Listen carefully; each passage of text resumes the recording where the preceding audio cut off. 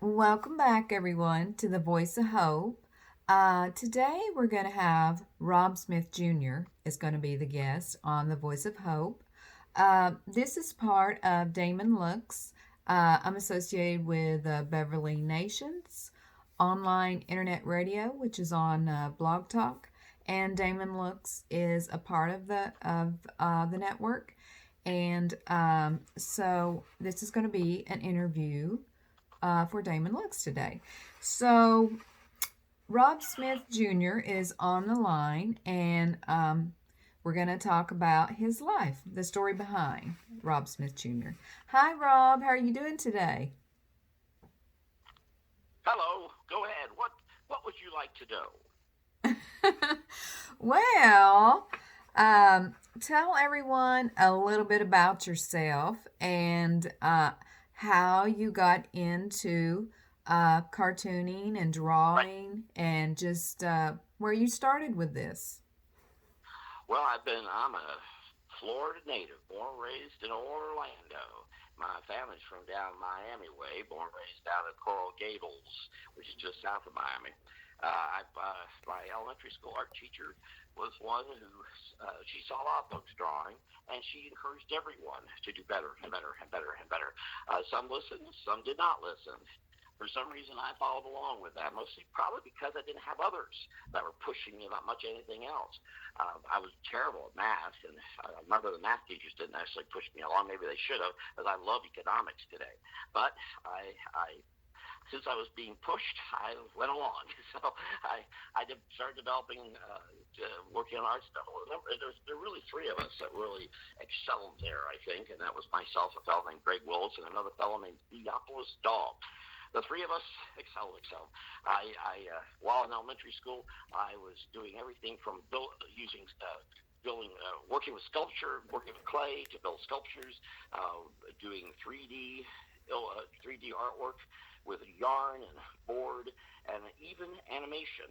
I did my first animated bit when I think it was about 11 or 12 years old. So it was Nancy Engel is her name. She's still with us, and she propelled, especially the three of us. I recall we really were knocking out a lot of work, and Theopolis and Greg were just very good. And so, getting into junior high school, I had art teachers, but they weren't quite as pushing along, and I kind of meandered there a bit. But I continued to do artwork through junior high and high school, and then on to college. And along the way, while in college, especially at Rollins College, where I was studying philosophy, political science, religion, and so much else, the professors from various angles were all pushing me along, also on the art side, specifically involving the political cartoons, which is what I then worked toward more. And I love politics. My family's been involved in Florida politics for over 100 years. It is very, it's just I love the subject. My mind works well with it, and I love being a part of it. And making fun of political things is also can also be a lot of fun. So even though they didn't agree with my viewpoint mostly. I believe all of them disagreed with it. They nevertheless pushed me on so I continued it and started doing political cartoons for a small newspaper in Winter Park called the Winter Park Observer, and then went on to being syndicated around the country, and then drawing for a very well-known radio. Well, drawing for a fellow named Glenn Beck for about 11 years. So today I'm relatively the newspapers are getting rid of political cartoonists, not adding us, and most of us are rather homeless these days. Those that are still left. I do political cartoons for political action committees. And my work with Glenn it changed because he moved on to New York and then Texas. Along the way, he refocused everything. I was part of the old Tampa crew, and I was one of the two left over, one of the last two cut loose here a number of years ago. But his focus is very focused these days on the video side and breaking all kinds of uh, things, these stuff being done digitally involving news and commentary. But anyway, so I do work mostly for political action committees today, focusing specifically on education nationally and also for the state of Florida, trying to get trying to get rid of things like Common Core and stuff like that. And I'm very tickled to be part of the efforts and the successes we've been having. Also along the way, while I was in high school, one of the fellow students at my high school started a bunch of caricature stands over at a place called Circus World, a Mystery Funhouse, and came back looking for artists. I happened to be standing there when he came back, and the art teacher at the time, Glenn Bischoff, looked down at me and said, "Here, take him." So I started. I just turned 16 and started drawing the caricature type things back then, and still doing that today. A little different fashion. I tend to be. I don't do the tourist trap, the Disney tourist trap junk. I do something that's much more sophisticated and really tries to bring. I really work toward goal making and motivation and making people see what they can do with themselves. Also along the way, of course, I never did get into animation, oddly enough, but I did get also into illustrating books and advertisement, artwork, and all sorts of things along the way.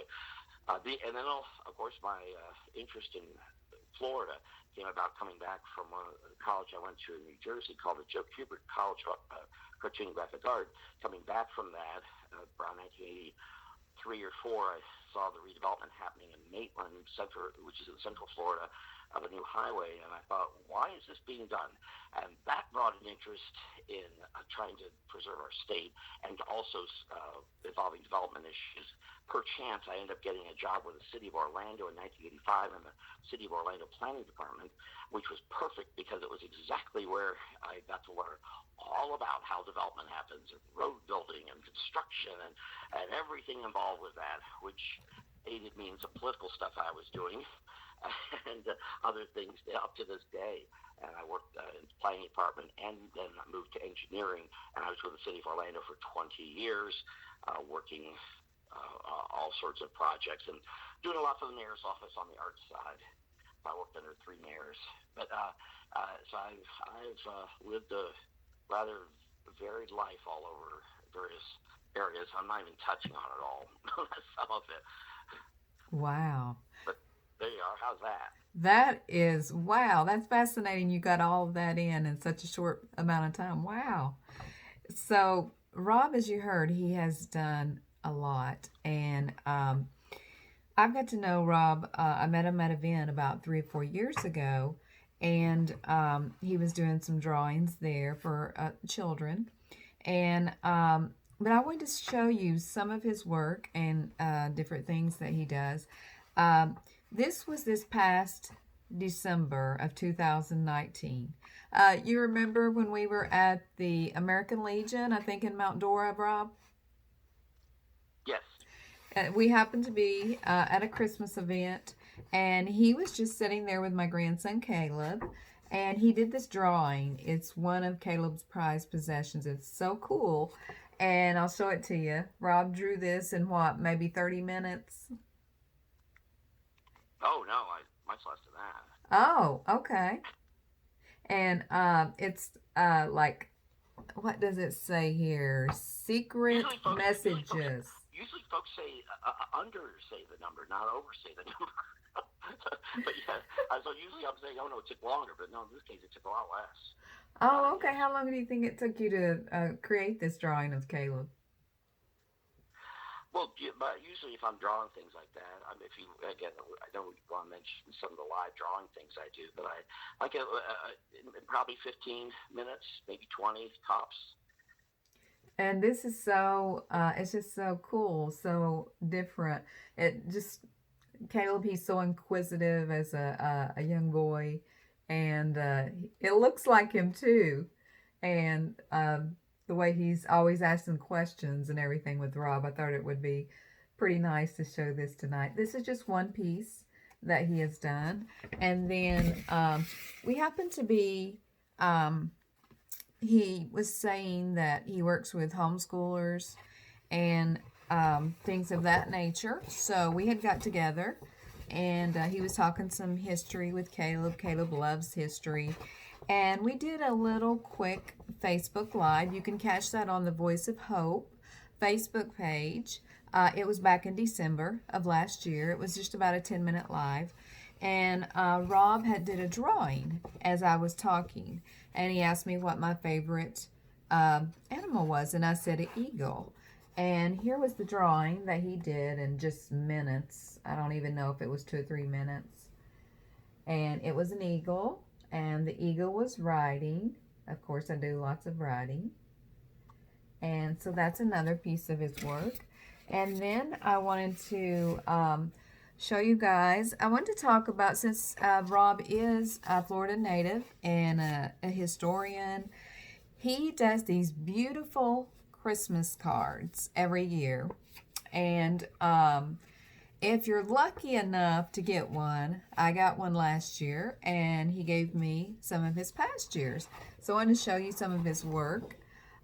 This one is from last year, Rob, and if Rob signs them, see Santa of Hope. He autographs them so beautifully to, the person he's given it to. And on the back, this one, Rob, as is at the Milton Quality Bakery. Can you tell them a little bit about these Christmas cards? And Yeah, well, as I've learned, first working on environmental issues in our state, environmental, historical, political, I learned that to get folks to be there for your state, to be involved, to engage. That is certainly a humongous problem we have in Florida because all the outsiders who come in here, they come in here and they only think about the Disney tourist traps and the beaches, sand and water, and they don't know anything else. And how's that possible? How does that possibly happen? I just thought that when I got back, as I said, back when I saw that redevelopment happening in Central Florida around Maitland with a new highway going in there, I thought, well, okay, people, of course, are going to get upset. All this stuff's going to be destroyed, and there was a perfectly fine cattle farm sitting there that was going to have a big highway go through it. And do we really need those? If you watch or been to the UK or into Europe, there's these little teeny roads. You go take, well, why are we building giant highways all the time? It doesn't make sense. So the question came to be, okay, well, certainly you mentioned this, people are going to get upset and they're going to want to do something about it. But that is not what happened. People don't just get up in arms about these things because they'd rather just sit at home and play video games or whatever it is they do, and they don't really care. So you've got to. So I learned to do that's environmental. On the historical side, they don't really care about what the past was or why things happened in Florida because there are so many people from somewhere else and they're more interested in where they came from than where they are. Again, how do you engage them? Same with politics, the same thing. Well, it really does come down to engaging them, to bring them to face with where they are, and bring it to them, bring to them the history and the heritage and the culture. Put it right in their face and have them see it. And if you do that, people respond. And they want to know more, and they want to go there, and they want to be a part of it. They already are; they don't realize it. So you bring it to their face. So that's what had me start Swampy Florida 10 years ago to draw about our state and specifically local areas to try to get folks to support our local businesses, which are owned by your neighbors, your friends, the folks who'll be there for you when things go bad. Those are the folks that you need to be supporting, and those are the people we should be there for. One of the ways I did that was about 30 odd years ago. I started doing very personalized Christmas cards, very, very personalized. I hand drew them, in fact, and I hand draw, 15, 20 of them, and I'd hand them to those folks. What happened was, as time went on, I started to realize, okay, maybe I should start printing these because I started sending these out to more and more people. Then, as time went on, and Swampy Florida started to come about, I started to realize, well, what the hey? Why don't I start focusing on Florida history in these cards? So I started picking out locations in our state, and I decided to illustrate different locations and include Florida native critters in the illustration. She mentions the Milton Bakery, which is in Milton, Florida, which is north of Pensacola, and the most often forgotten panhandle of our state, especially if you're on the peninsula side. I believe they're 62 and a half years old right now. They're in the exact same location as when they opened. There was one minor move about a year and a half in, but otherwise in the same location. And I was there. I took pictures, and then I placed critters all around it, and I put specialty items. And then on the back of the card, the print, if you will, is the history of that location. And I guess I don't know how many years I've been doing that now, but I was saying 15. I think it's more like about 20 now, and there are locations all over the state. And I know Andrew has gotten a few of those. She mentioned to me how she had Evanston, a very tiny area that is south of Gainesville, really south of Micanopy. A lot of folks know where Micanopy is, right off 75. And just south of there is Evanston, right outside of where Marjorie Kinner Rawlings lived, where the restaurant is in the Marjorie Kinner Rawlings Park. That's where Evanston is, a place called Wooden Swink. It's been a post office since the 1800s, and there's a print about that. There's a print about all sorts of locations around our state. This year, it's going to be a candy store in Madeira Beach that's celebrating 70 years. You drive around Madeira Beach in Clearwater, you have no idea there's a 70-year-old candy store sitting there on the right within 75 feet of the beach. There it is. But yeah, there's so much to know about our state, and I hope to bring in. She was probably going to come to that and start a podcast here about 3 weeks ago now, and I tried to. I'm doing everything I can to get people to know about our state. And that he does so many different things, to talk about our state that he was telling you about. This is the post office he was talking about, where he had drawn there. And yeah, it's a post office, and it was also I'm not clear if the post office is still functioning. I haven't been by there in a couple of years, but I know it still has the fruit stand inside. They basically took the old Wooden Swing store, which is a dry goods store there in little teeny Evanston, where there are no other buildings. It's all farm all around it. It's old houses. But that Wooden Swing was a dry goods store where you'd go, you ride your horse over there and pick up whatever and ride back. If you want to get familiar with that, you can tune in, pick up one of Marjorie Kinner Rawlings' books, which somewhat is still a little bit like that today. But anyway, these days is more of a nonstop fruit stand, and they've got all sorts of fruits and vegetables that folks are growing in the area, and they sell them there. You can also buy canned jarred preserves, really, and various things like that. It's a great little place to stop. There is no signage there, zero. You have to know it's there. So it takes that way. They're not, they don't have it's not like a tourist place where folks are constantly going through. But it's not hard to find. It's right off of US 441. You just have to know how to get there. That's true. And you were talking about Maitland. I noticed this one is Holly Anna Groves in Maitland. It's actually a citrus store, right? Is that correct? Yeah, yes, those were everywhere across our state, of course. The stories from the 1800s till recently. You drive through Florida, and you're going to find somebody selling orange. Well, not all year long, but certainly from about September to May. There are fruit stands or vegetable stands off the side of the road, and they have names on them like Harvey's or in that case, Hollyanna. They're all over the state. Well, a good deal of those are closed. The Walmartization of international life has really shut these places down all over the place, and very few of them stand today. We've lost about 5 of them alone here in the last year, and I would guess that because in certain situations as they are at the moment, we'll see even more. But I've talked to the folks at Hollyanna. They are standing strong.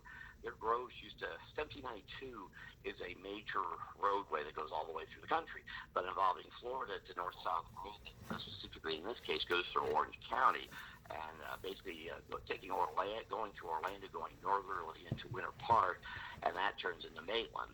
And the groves used to be all the way through Winter Park.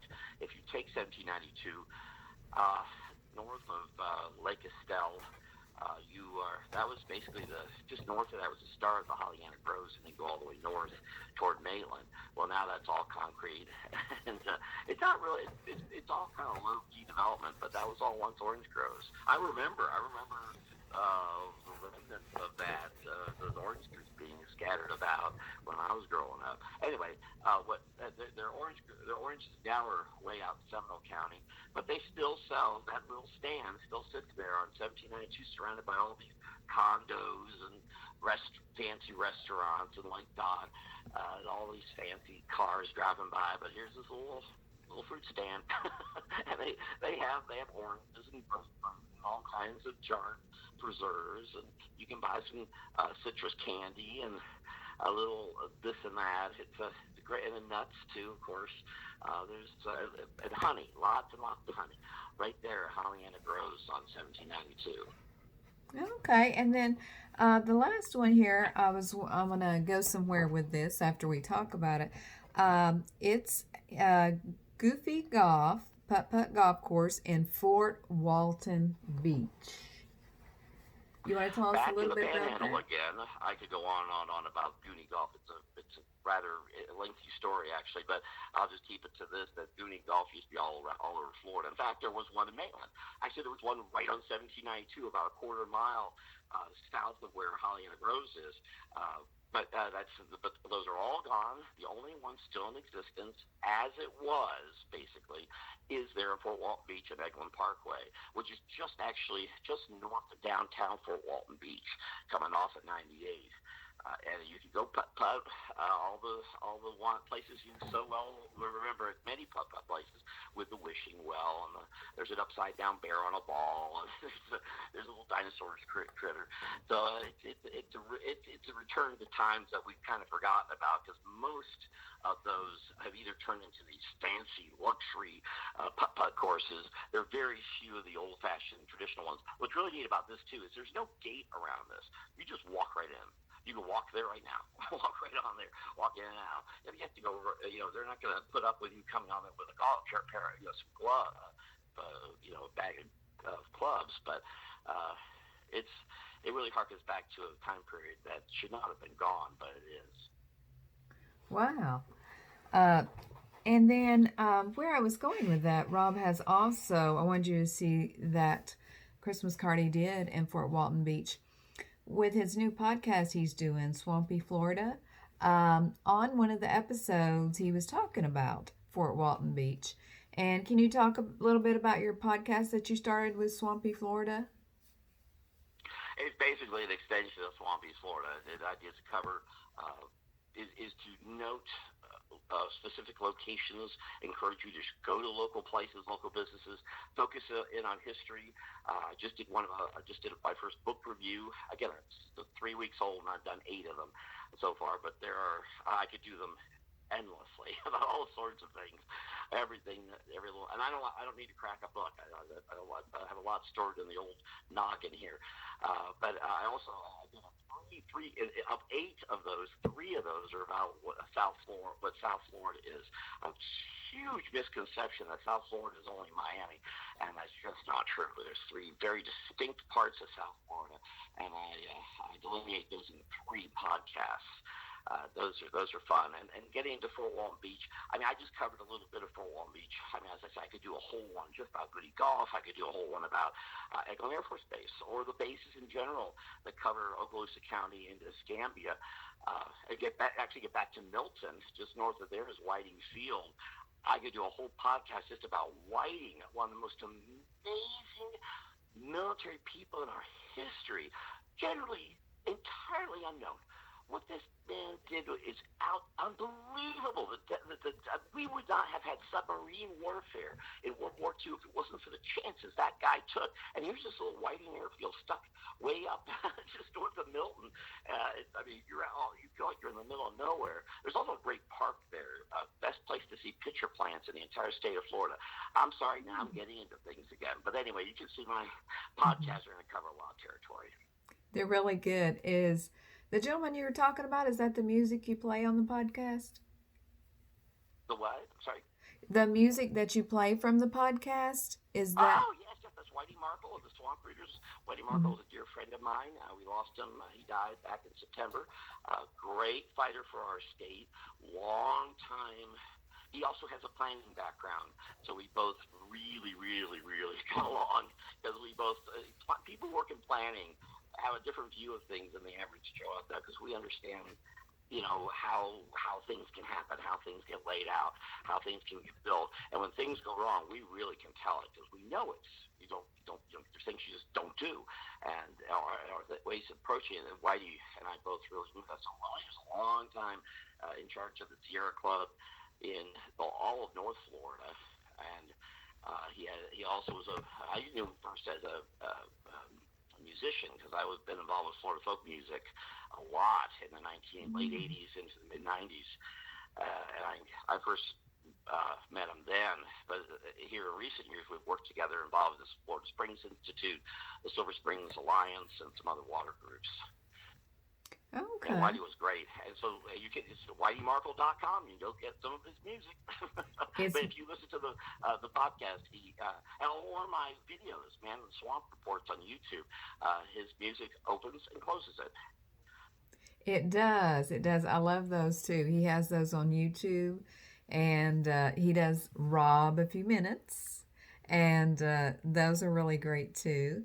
And the podcasts that they're not very long. They're anywhere from what 10 to 20 minutes long. Yeah, they average about 15 minutes. The book review I just did, because oddly enough, I did about 12 minutes, 13 minutes there. But I talk. This is actually a review, oddly enough, back to Marjorie Kinner Rawlings, Where the Whippoorwill. It's a collection of short stories.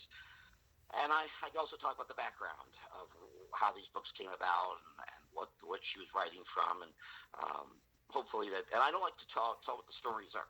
That's for you to find out. But I'll Mm. tell you what's in those stories. Hopefully, you go pick up and learn about our state. Yes, Yeah, most they're definitely. around. I try to keep no more, no less. I'll try to keep them around 15 minutes if I can. Might be a little less, a little more. Hopefully, 15 or less. And they're great. Uh, I really enjoyed them. Even my 12-year-old grandson, he likes to listen to them, and it is very educational. And Rob's a great storyteller. So I know you'll love it if you go check that out. So, Rob, if people want to find you, um, can you let them know where they can find you, which page would be best? Rob also does, I wanted to mention, he does through the week several times. He does what's called Habba Dabi. No, I don't know if I'm saying it properly. Rob can tell Yes, you. Habba Dabi. Uh, Habba Dabi. Yeah, so yes, I've actually used to do a lot of videos back in the '70s, or some. I didn't do a ton. I did a bunch in the '70s on something called Justin TV, and there were a number of us there. And one was a lady by the name of Charlene White. She went by Charlie Bear, and her father did all the video stuff. She was really good. Anyway, during these videos, she would sometimes say, "I don't know," or she'd say, "Habba Dabi." I don't know where she got it. I don't know where it came from, but I think I asked her back then. She didn't. She just made it up. Habba Dabi. I don't know. Habba Dabi. So I remember that from way back then. So when I was trying to figure out how to do these drawings, I would just make up what as I went along because I don't know what they're going to be. I don't know. Habba Dabi. So mhm. that's why I called them Habba Dabis in memory of because she did that. She did these wonderful programs for about 2.5 years, and then she went to university. She was only in high school, or Wow. their version of high school. And I'm sorry, I should explain. She was in Edinburgh, Scotland, and she went on to university there in Oh. Edinburgh. But she never came. She never went back to it. I was in contact with her father for years after, but then he kind of vanished too. So I don't know what happened to her father. But anyway, that's where Habba Dabi comes from. And I'm bad. I'm great at promoting Florida. I can get you to a restaurant. I can get you to a place, a park, all sorts of things. But I'm terrible about promoting myself. I do have I had a website, robsmithjr.com. It's still there. It got wiped out because my HostGator upgraded their stuff and knocked out my site. And I just haven't taken the time to replace it. And really so much is on Facebook these days, and I focus more on that. I do have a blog I keep up, robsmithjr.com/blog. You can find on Facebook, you can find me as Rob Smith Jr. You can find me Cartoonist by Rob Smith Jr. You feel free to friend me there if you want. Just let me know that you know me through Andrea's, uh, this broadcast. Or however and just because you just throw it in there, or if you're already friends with her, I'll accept it. But then also I'm on YouTube. But probably more importantly, Swampy Florida, SWAMPY apostrophe S Florida, Swampy Florida, based upon the swamp ape. We didn't really get into that, but it's Mhm. based upon the swamp ape legend that goes back 150 years of folks claiming to have seen a 7-foot tall creature, all hairy and all. Originally, it was going to be a comic strip that became a series of books and prints, and really it's become more of an advocacy thing for me about Florida. I need to get the books turned into digital things that can be downloaded off Amazon, but one thing at a time. I'm more interested in getting you to Florida, not selling books. So if you have any questions, you can always send me a message through Swampy Florida. If you want to know a place to go, how to get there, what to see, what not to see, where something is, I'd be glad to help you or connect you with someone who can. I want you to visit our state and know its history, its heritage, and culture to appreciate it, understand, and support it. Well, thank you, Rob, for coming on today and sharing with us. And I want you guys to join us and say probably the end of this week. Rob is going to be coming back on the Voice of Hope Facebook page, and he's going to be doing a live drawing. And it'll be similar. We'll be talking. I'll be asking him questions. It'll be a split screen, and he will be doing a drawing as I'm speaking to him, and you'll get to see live what he actually does live. Yeah, instead of seeing my face, you'll see a pad and a pen running across it, and little doodles all over the place. So you'll see me make a post with Rob Smith Jr. and the time and day. It's going to be this Friday. And when you see that post, if you want to join in live, I think you'll really enjoy it, take you away from everything that's going on in the world today, and just have a little fun and, sit back and enjoy watching him draw. It's really, he's got such a talent and it blesses so many, and I know you'll enjoy it. So, Rob, I want to thank you today for coming on the Voice of Hope YouTube channel. Is there anything else you'd like to add before we end tonight? Oh, that's fine. Thank you all for being here, and please get out there and read books too, wherever you may live, whether it be in Florida or somewhere else. Read about where you are, understand your history, understand your heritage, understand where you came from. What you hear in the commercial media is I can almost guarantee you, will not be the same as you read in the history books. They're usually not, and one has almost nothing to do with the other. So read histories if you can of everything. Know where you came from, so you know where you may be going. But that's all. Thank you for being here. Well, thank you for being on the Voice of Hope today, and I look forward to you coming back and joining me on the Voice of Hope Facebook page. So we're going to end tonight. Thank you guys all for joining, anybody who watches in replay.